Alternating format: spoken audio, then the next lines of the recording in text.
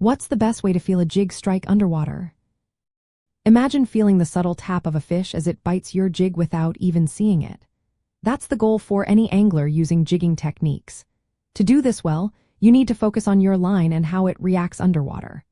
The most important part is watching the line closely as your jig sinks. Most bites happen during the fall because the jig moves slowly and stays in the strike zone longer. When a fish bites, the line often twitches, jumps sideways, or suddenly jerks. These tiny movements are signs that a fish has grabbed the jig. If the jig suddenly stops or hesitates during its fall, that can mean a fish is holding on. Using a lighter jig helps because it falls slower, making those small line movements easier to notice. Another trick is to use a countdown method.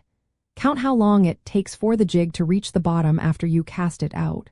This helps you know exactly when the jig is in the strike zone. If the line stops moving or feels different during the countdown, it's time to think about setting the hook. Keeping a light but steady tension on the line is also key. It allows you to feel resistance or small changes in how the jig moves underwater.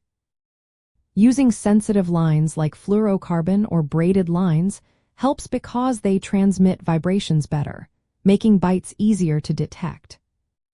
From the fish's point of view, many species attack jigs by inhaling or shaking them. When you watch underwater footage, you see fish often bite the trailer or skirt of the jig. So, feeling the strike isn't about waiting for a big pull. It's about paying attention to tiny line movements and tension changes. When you notice the line twitch, jump, or suddenly stop, that's your cue to set the hook quickly. Practical tips include using a lighter jig to slow the fall, watching the line at the surface for irregularities, and counting to know when the jig hits the bottom. Keep slight tension on the line so you can feel even small bites.